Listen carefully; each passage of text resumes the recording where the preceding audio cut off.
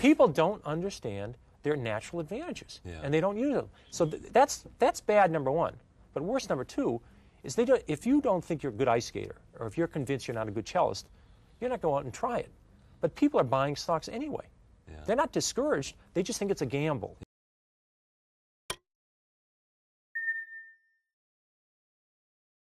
We begin with Peter Lynch. Time magazine has called him America's #1 money manager. During the 13 years he headed the Fidelity Magellan Fund, it was a top-ranked general equity mutual fund. His new book, Beating the Street, offers advice on picking stocks and maximizing profits. And he's here to talk to us about a lot of things, including his own dramatic decision, 4 or 5 years ago, Peter, welcome to the broadcast. Right. 4 or 5 years ago, you just said, I've been managing all this money, I'm going to quit. Yep, that's right. And you went to do what? Well, actually, I wanted to spend more time with my wife and my children. Right. And it was an interesting situation because I loved my job, I adored my job, and I liked outside activities. And when I was young, you know, I wasn't involved in charity work until I was 30. No activities. Younger children, you just read them a book and good night moon, and they fall asleep, and it's all over. And when they get older, there's more time involved. So I enjoyed the family.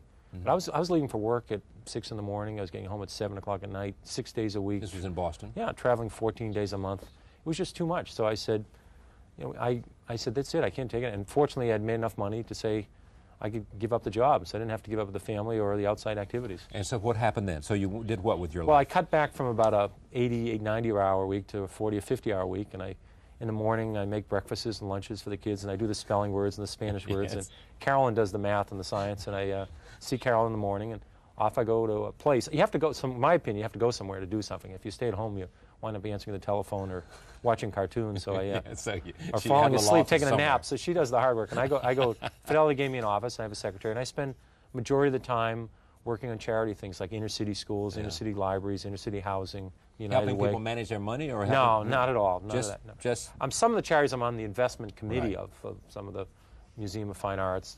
I'm involved in Mass General Hospital, Boston College, but United Way. But all the extra things I added to were real hands-on, actually being involved in charitable activities. You wrote a book called One Up on Wall Street, and I think that's one of the best-selling books ever about Wall Street, if I'm not correct, and you can correct me. And so why then did you write another book? Okay. First of all, I was very lucky. I wrote it with John Rothschild. He made a big difference. But I think the reason I wrote it is I try to explain to people their great advantages, their edges they have, and that they should get involved in stocks. And they should do it on the right basis. This was on the first book. Right. Yeah. And obviously, I didn't make a great impression because the percent of people's assets involved in stocks has gone down. In 1960, people had 40% of their financial assets, including their house, in stocks and mutual funds. In 80, that was down to 25%. It's now down to 17%. And why do you think that is? Well, I think people, in the decade of the 80s was the best decade this century for stocks.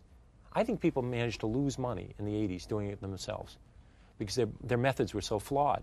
So I really feel as though I wanted people to understand. I don't want anybody to buy a stock. I'm saying if you're going to buy a stock, you should do certain things. If you're not willing to do these things, you should leave your money in the bank. Your philosophy is simple, and I'm remembering this from the previous book. I think we're now talking about the previous book. Correct. Your philosophy was, if you find something that you identify with. I remember there was a story of your wife and her hose. Your wife kept saying, these are legs and pantyhose. Your wife said, these are the greatest things I've ever seen. And when your wife said that, you knew that this was a product that was better. You used to stay at La Quinta Motel, and the service was better, whatever was better. The price was good. And the price was good too. And you said, this is a place that I can determine. I, Peter Lynch, can tell that this is a good product, right? And if these people are making a good product, then their earnings are going to go up, therefore the stock's going to go up. And that's the kind of decision-making process you ought to go through. Do I have it? You've got it exactly right. Well, I don't think people understand there's 100% correlation with what happens to a company's earnings over several years and what happens to the stock. If the company, McDonald's has done very well as a company, the stock has done very well. People worry about too much money supply, what's happened to the price of oil, who's the president, who's being nominated for the Supreme Court, the ozone layer. It has nothing to do. McDonald's earnings go up the next 10 years, the stock will go up. But what they will say to you, Peter, is that, as you know, and why am I telling you this, but anyway, it's fun to tell you this, they're telling you that these other things influence the amount of earnings of a particular company. If we're in a recession, people are not going to spend as much money on going to the movies or whatever they do. And therefore, you got to pay attention to these other things because they impact on earnings. They are very important, but you have no idea of knowing what they're going to do. Alan Greenspan's the head of the Federal Reserve. Right. He cannot predict interest rates. Yes. He'd be the first to tell you. He can influence them, but he can't predict them. He cannot predict what long-term interest rates are going to be 1 year from now, 2 years from now, 3 years. He's even surprised how low they are now. Right. So how am I supposed to predict interest rates? How am I supposed to predict the economy? You certainly remember the recession of '82. Yes. 1982, we had a 20% prime rate, 14% unemployment, 12% inflation. I don't remember anybody telling me in 1980 or 81 that was going to happen. Yeah. All of a sudden, we had the worst recession since the Depression. I didn't read about it in the paper. So it's crazy to think about these things. Here's a quote from you. I own Dunkin' Donuts. When you own Dunkin' Donuts, you don't have to worry about Korean imports. You don't have to worry about M2 or M3. These are money supply figures, aren't they? Yep. And what's happening to the money supply? This is the way you make money. If you don't understand what the company does, you should not be in it. If you could predict the stock market, you could predict the economy, you could predict interest rates. If you go buy the wrong stocks, you're going to lose half your money anyway. Right. Yeah. I'm saying people have natural advantages. Yeah. Let's say what you do for a living is you're involved in the restaurant industry. Right. You supply paper products. You supply kitchen equipment. You help build restaurants. Right. You saw McDonald's. You saw Chi-Chi's. You saw Chili's. You saw Cracker Barrel. You saw Dunkin' Donuts, Kentucky Fried Chicken, Taco Bell. These are all success stories. These were 40-fold. You made 40 or 50 times your money. You don't need to make that kind of money many times in your life, right? Yeah, no. That's all you had to do was follow the restaurant industry. Yeah.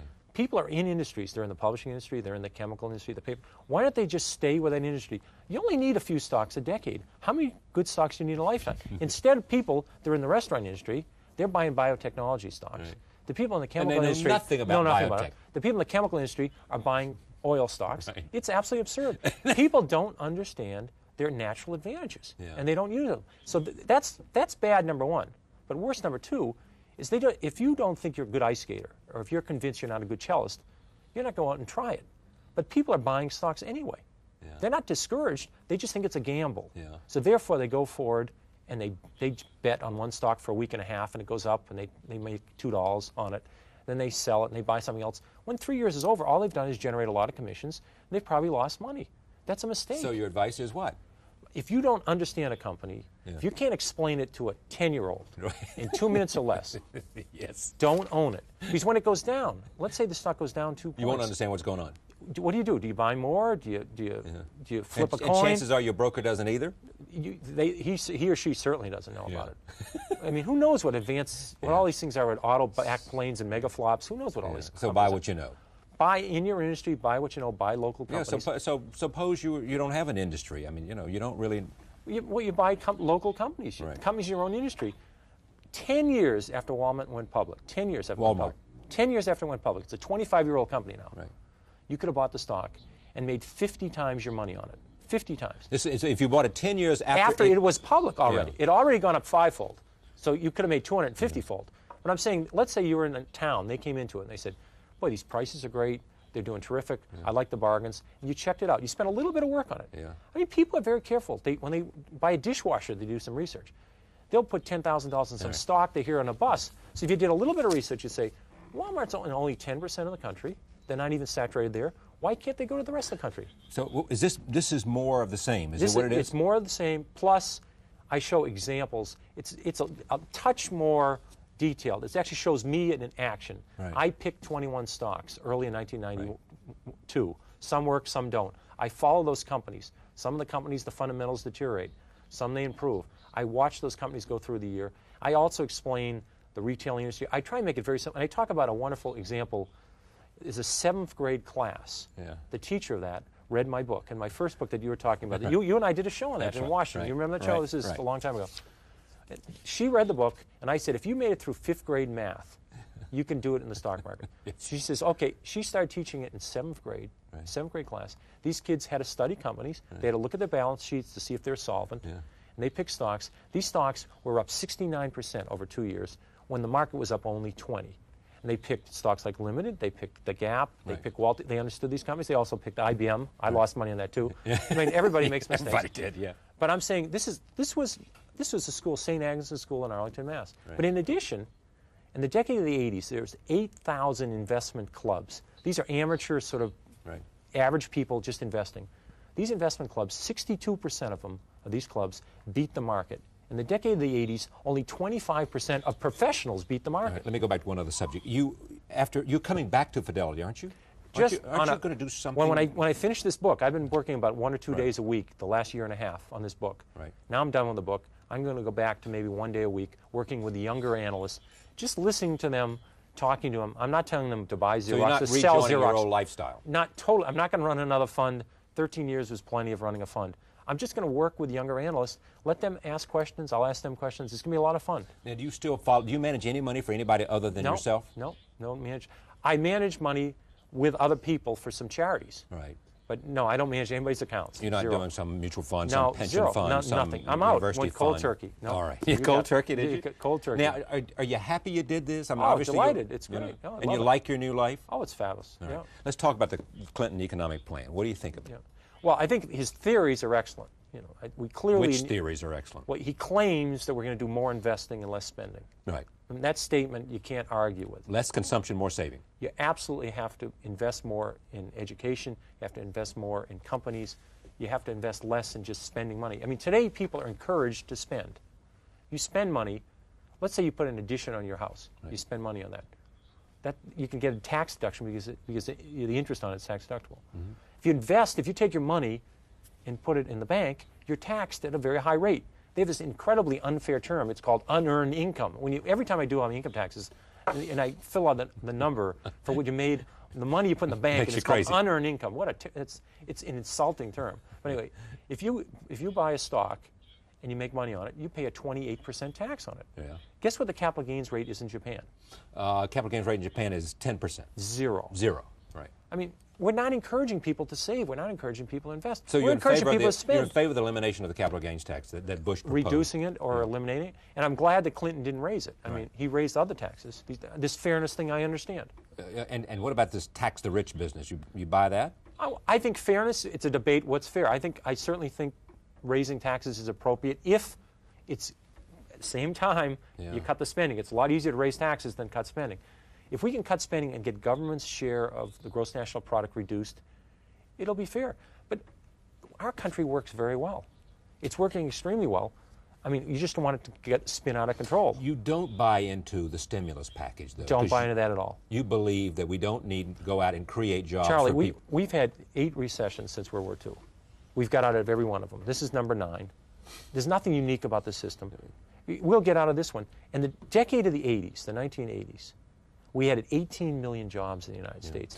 Yeah, but as soon as you say that, as you know, people are saying, yeah, Peter, but look what we did. When Ronald Reagan came to the White House, the deficit was what, $70 billion, $70 billion? And now it's approaching $350 billion. Right. And the amount of money that we have to spend to pay off the interest on that debt is saddling us and destroying us. I agree. And I destroying give up. You're right. I agree. You're right.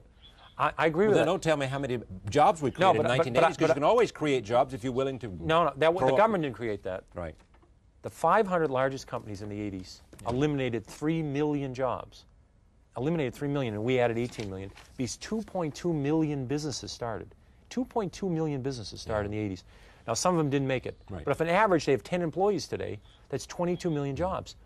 The only thing that creates wealth, the only thing that creates taxes to pay for all these wonderful things is jobs. There is something magic about jobs, and jobs come from companies starting. That's what I was trying to say. Small companies create jobs, right? Create all the jobs. Yeah, right. So that's what I'm talking. This is not voodoo economics. This is the real thing. You have to encourage people to take some risk, to put their money out, and go start a business. It's a risky proposition. And you do that by what kind of government policies other than a 0 capital gains or a 10% capital gains? Lower interest rates. What's the capital gains at now? 28% plus. Okay. It's the highest capital gains rate we've ever had in the history of this country. Right. It's never been this high. I mean, it's terrible how high the capital gains rate is. That's not encouraging people to invest. What you want to have lower interest rates, lower paperwork. People start a business now. They have this much paperwork to fill out on that's forms. Regulation. They go crazy over regulation. But that's crazy. You've got to cut that out. Yeah. Oh, well, okay. But I mean, if a lot of people say, say without those kind of regulations, then people would be dumping into the rivers and not protecting the environment. No, but these are regulations and what size. And not protecting the health of their employees. I mean, look what happened down in my home state of North Carolina because of, the fire they had down there. I mean, people say if you don't have some kind of government regulation and companies aren't doing their job to protect their workers, then this is not the kind of society But some we of these want. regulations relate to the size of your paper clips. I mean, exactly. there's a lot of wasted. I mean, some of this paperwork work is mind-boggling. And sometimes you could do it with one piece of paper. That's it. Right. I mean, okay. That would be a good policy. I think Clinton, it really wants to make it work. Yeah. The capitalist system works. Obviously, you want to protect the consumer, and business people carry to extreme. When the oil monopoly and the steel monopoly, that's wrong too. I mean, I think trust should be broken up. There is a role for government. IBM, what happened to them? IBM had a wonderful business. They used to go to companies like Fidelity, Chase Manhattan.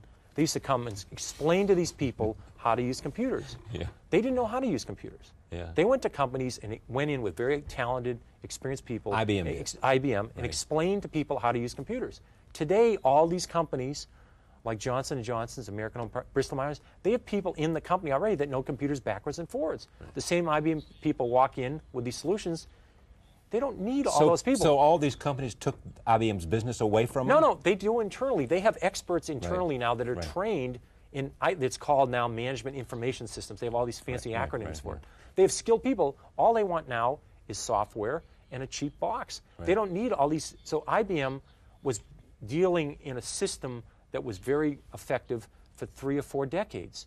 Now the technology has moved to the chip. The technology has moved to the software. It's not the box. It's not the storage device. So what should IBM do? What should this board of directors of IBM, which is looking for a new chief executive officer, what should they be looking for? Well, I hear people saying they ought to just, Morton Meyerson, the number 2 guy to Ross Perot down there, said maybe they ought to dismember the thing.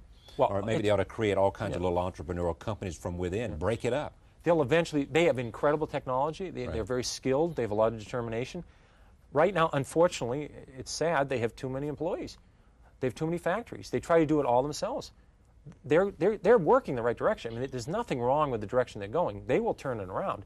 They're in a hard process because the technology is advancing all the time. What was the genius of Bill Gates and Microsoft, which now has a higher net worth than IBM, doesn't it? Well, there's a lot of bright people. Oh my God, his net worth alone might be more than IBM's profits. I mean, yeah. You meant him individually. Yeah, right. His brilliance. There's a lot of brilliant people, and a lot of luck. IBM adopted MS-DOS as the operating system.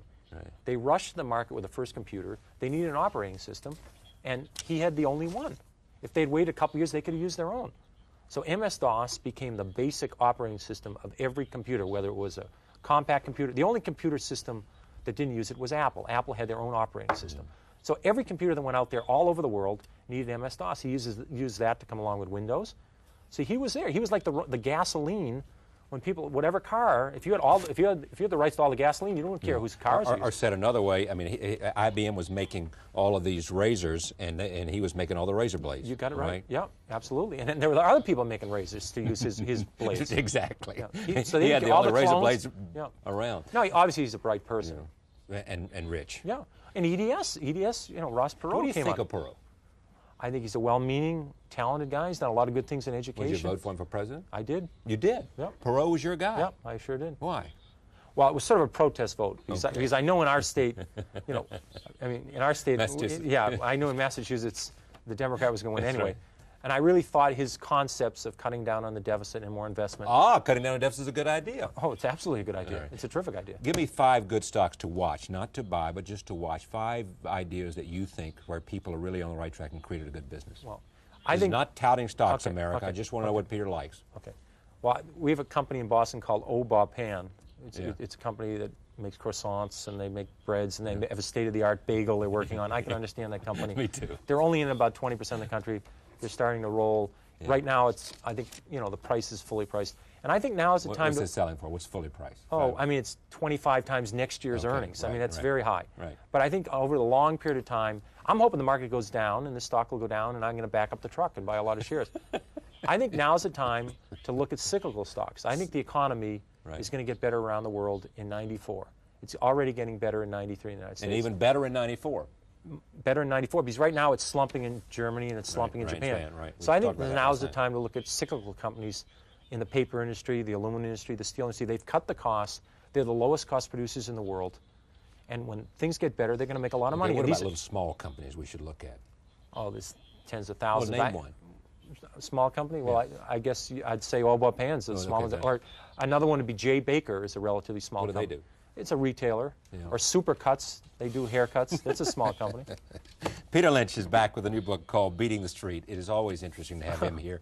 What Up on Wall Street was one of the better bestsellers ever about Wall Street, and it is very simple, which most things are very simple, and when you understand them, you can understand what makes the world work. I appreciate you being here. Thanks, John.